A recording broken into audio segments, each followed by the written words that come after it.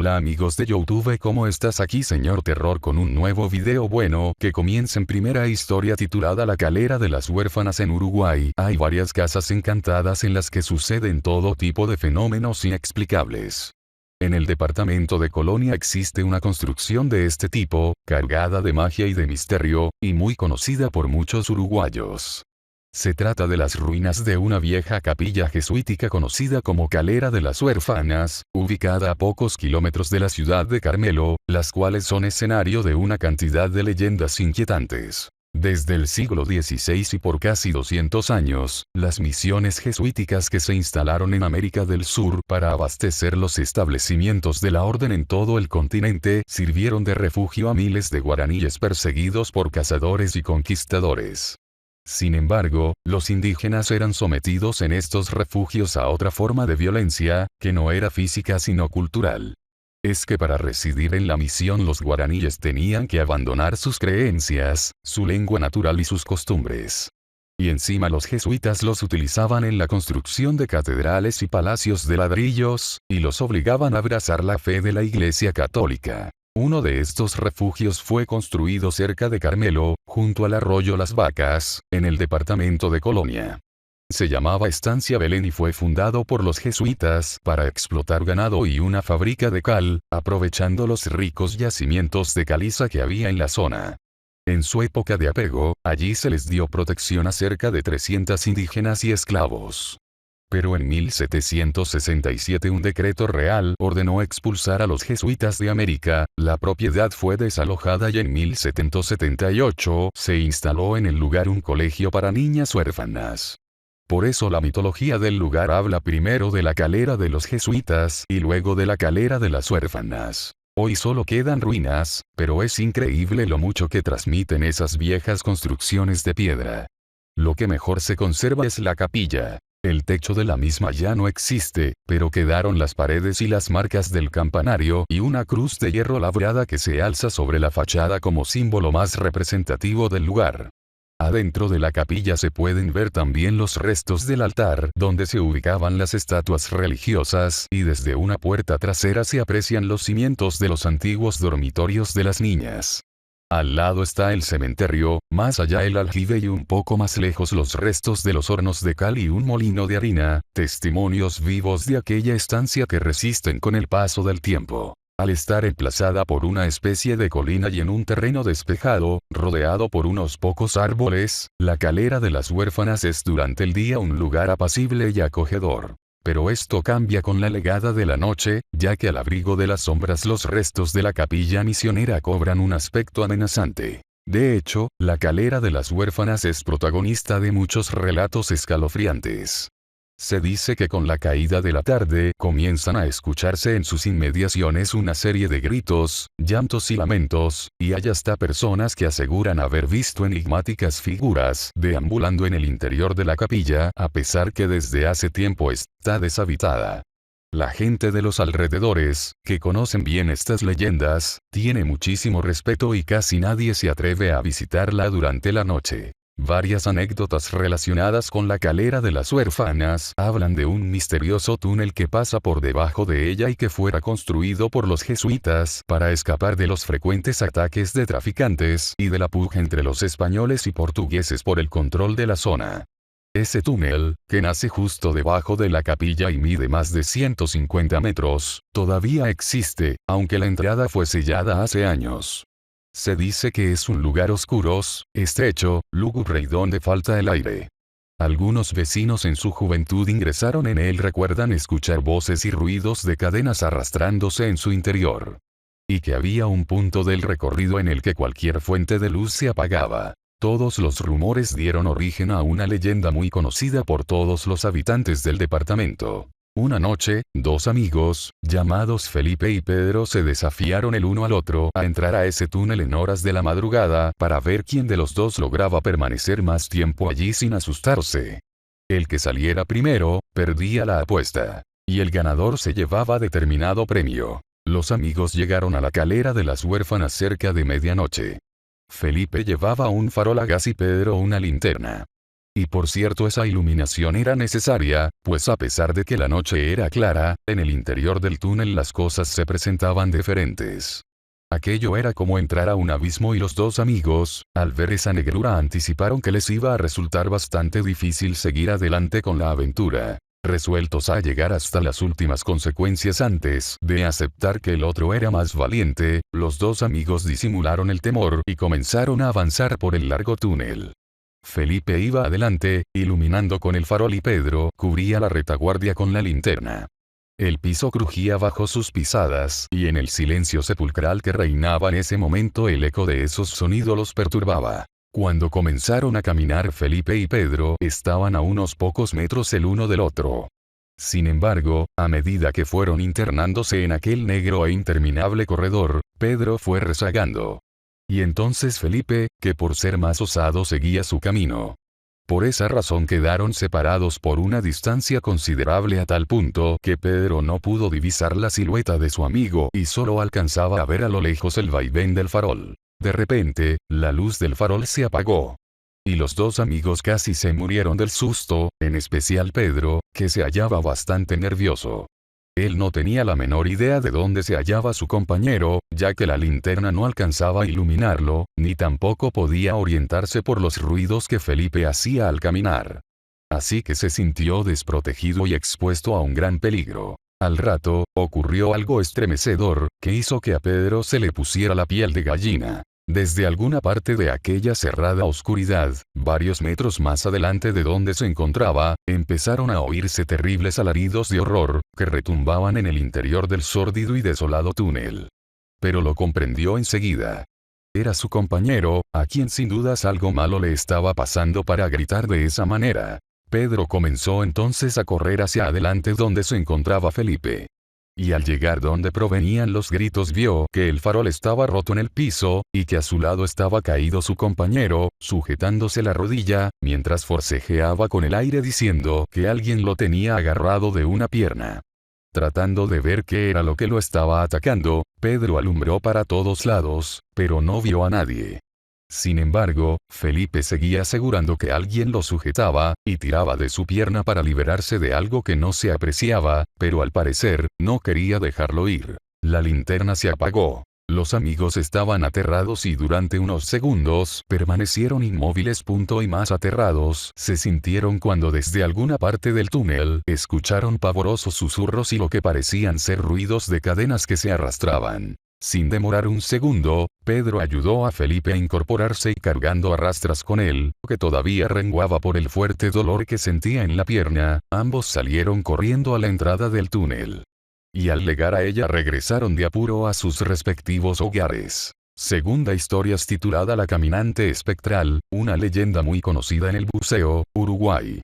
Alicia del Buceo. Una noche fría y ventosa, cerca del cementerio del Buceo, algunas versiones mencionan otros lugares, un hombre vio mientras conducía en su auto a una muchacha joven y bonita al costado del camino. La chica hacía dedo, y aunque el hombre no tenía por costumbre levantar gente en la ciudad, parecía tan agradable y desamparada que decidió subirla al auto. Iniciaron una charla amena y descubrieron al instante una sintonía inmediata. Pasaron buena parte de la noche juntos, y al terminar la velada el hombre la llevó a la casa donde la muchacha indicó que vivía. Al día siguiente, el protagonista de nuestra historia descubrió que la joven había olvidado su bufanda en el auto. Se dirigió hacia allí y golpeó la puerta de la casa que la joven había señalado. Una pareja mayor abrió la puerta, y cuando el hombre intentó explicar el motivo de su visita, preguntando por la chica, el matrimonio reaccionó violentamente. ¿Cómo se atrevía un desconocido a burlarse de la desgracia ajena? ¿Cómo podía hacerles afrontar el dolor de la pérdida? El hombre, que no entendía nada, intentó explicarse mejor y les mostró como prueba de su historia la bufanda. La pareja quedó helada, resolvió entonces hacerlo entrar a la casa y lo condujo a un cuarto. Allí, sobre una mesa, estaba el retrato de la joven que había levantado la velada anterior, abrigada por la misma bufanda que el hombre aferraba en sus manos. Sus padres le explicaron que la chica estaba muerta desde hace años y yacía enterrada en el cementerio cercano. Comentarios. Existen varias versiones sobre esta leyenda, que muchos cuentan como un caso de un conocido cercano. En una de ellas el hombre simplemente lleva a la joven a la casa y nada sucede entre ambos, excepto un número de teléfono que ella le da. Cuando el conductor llama a la casa, los padres le explican la situación mencionada. En otra variante popular, el hombre le presta a la chica su bufanda para que se abrigue y se olvida de pedírsela antes de dejarla en su hogar. Cuando regresa al día siguiente para reclamarla se repite la escena, solo que esta vez los padres conducen al hombre al cementerio ante su incredulidad. Allí, descansando sobre la lápida, encuentra enrollada su bufanda. La génesis de esta historia no es autóctona, aunque los lugares que se mencionan parezcan indicarlo así. El cuento del autoestopista espectral recorre el mundo de las leyendas urbanas en todas partes del globo, aunque en versiones muy deformadas. En Estados Unidos se narra la historia de una pareja que recoge a un caminante que hace dedo, pero luego de pronunciar unas palabras enigmáticas sobre el fin del mundo, el hombre desaparece del auto cuando no lo están mirando. El desaparecido resulta ser un hombre ya muerto. Según cuentan, en Estados Unidos hay varias denuncias hechas a la policía por este incidente, denuncias jamás comprobadas. Otra versión, más cercana a la uruguaya, es también norteamericana. En ella, una adolescente con vestido de fiesta busca quien la lleva a casa en la ruta.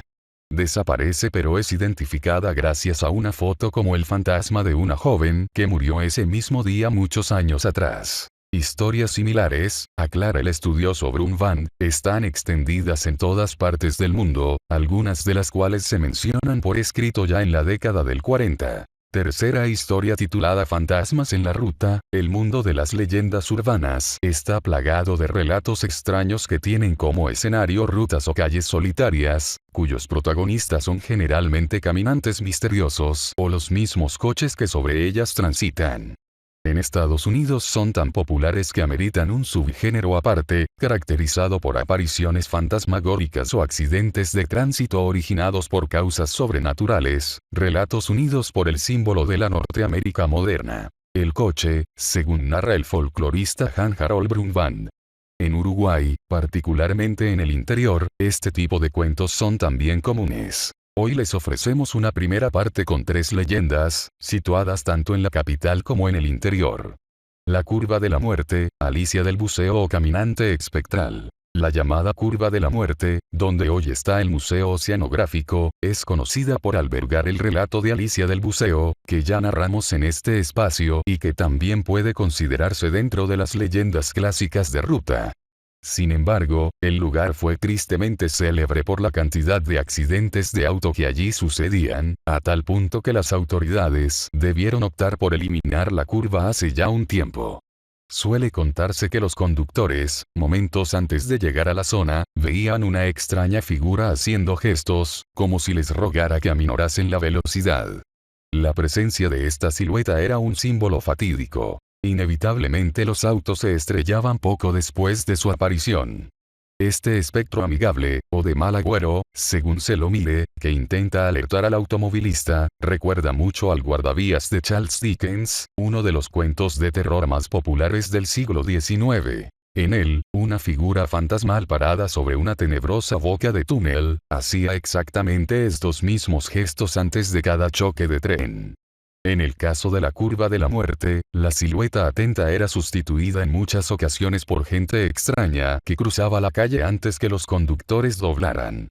Con la eliminación de ese tramo, muchos años atrás, el fantasma atento, presumiblemente uno de los primeros en fallecer en la trampa de la curva, fue liberado finalmente de su cíclica e inútil tarea: advertir eternamente sobre los peligros mortales de esa ruta y estar condenado a ser desoído para siempre. El mendigo del túnel de 8 de octubre. El túnel que une la calle 8 de octubre con 18 de julio, aquí en Montevideo, es protagonista de una narración urbana que circuló oralmente durante un extenso periodo de años.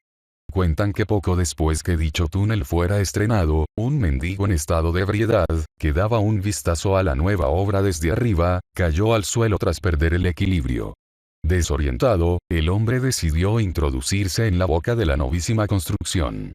Lo hizo con tanta mala suerte que tomó la senda contraria, siendo atropellado por un trolebús y perdiendo la vida inmediatamente. Desde entonces, cuentan que la silueta del mendigo puede entreverse en ocasiones en medio del pasaje, cuando los buses transitan a gran velocidad. La figura desaparece momentos antes de repetir el impacto que sufriera en vida, como si intentara una y otra vez salir del túnel que lo llevó a la muerte. El relato tenía un agregado que no era menor, y que era repetido con frecuencia por madres crédulas y preocupadas. Nadie que osara aventurarse a pie por un extremo del túnel lograba encontrar la vía de salida, ya que el mendigo atraía inevitablemente a los caminantes a su mismo destino fatal, el andante. En las cercanías de la ciudad de Bella Unión, departamento de Artigas, un relato corre de boca en boca desde la época de auge del gran ingenio azucarero Calmu. En los accesos al lugar había una curva muy peligrosa, a causa de muchísimos accidentes. Uno de ellos, trágico por sus características, acabó con la vida de un inversor de la cooperativa que llegaba desde Montevideo. Quienes viajan por esa vía en estos tiempos se topan a veces con un extraño caminante, que se dirige hacia Calnu y en ocasiones hace dedo. Viste traje antiguo, usa sombrero y lleva una maleta. Cuando un conductor atento accede a llevarlo, extrañado ante una indumentaria tan poco común, el atildado señor comenta que es un inversor importante que se dirige hacia su trabajo. Al llegar a destino, los choferes suelen ser víctimas de un ataque de nervios cuando su ocasional copiloto, con perfecta cortesía, emite un gracias frío y penetrante y se desvanece del coche como por arte de magia. Cuarta historia se titula El espejo del diablo. Bueno, aquí comienza mi relato, que le ha ocurrido a un amigo mío. Estábamos todos tomando unas copas en un bar de Oviedo, mi ciudad. Estábamos de risas y bebiendo lo normal, cuando apareció un chaval moreno, de unos 16 años, como nosotros.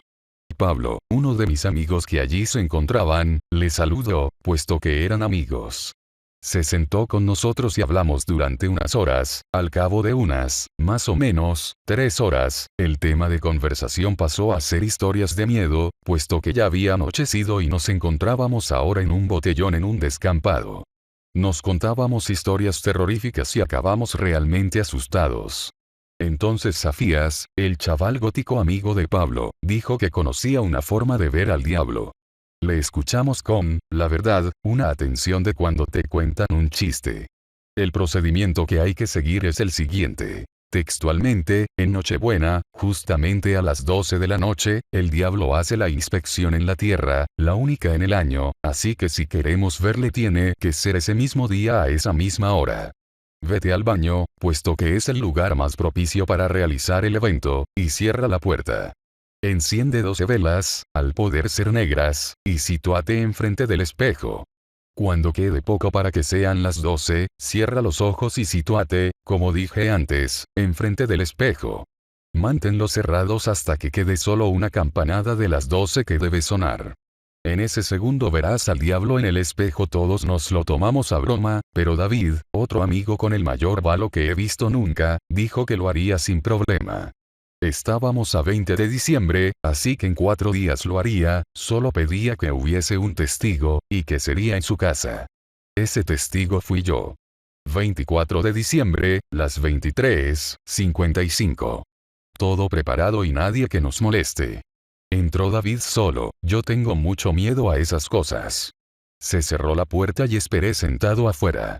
Las campanadas sonaron, y yo estaba al acecho de que algún ser estuviese espiando para darme un susto, pero no pasó nada. Suspiré, aliviado, y llamé a Pablo. No contestó. Atemorizado, abrí la puerta de un golpe, y encontré a David en el suelo, agarrándose el corazón. Y en el aire se olía el inconfundible rastro del azufre. Llamé a la ambulancia a toda prisa y como pude, y se lo llevaron al hospital. Le diagnosticaron un infarto al corazón a causa de un sobresalto, una crisis nerviosa. Yo no pude dormir durante meses, hasta que fui tratado por un psicólogo. Cuando por fin David se recuperó, me dijo a mí sus primeras palabras. Lo he visto. Tengo mucho miedo. Ahora ya he conseguido dormir, pero David no es ya el mismo. Recuperó algo de su vitalidad, pero aún se le nota muy apagado, triste. Dicen que es porque el infarto lo deja a uno mal. No fue eso. Fue lo que vio en el espejo. y estará así hasta que se muera. Bueno amigos de YouTube, muchas gracias por ver el video, dale like y si no también suscríbete, es gratis y me ayudarías. Chao chao jejeje.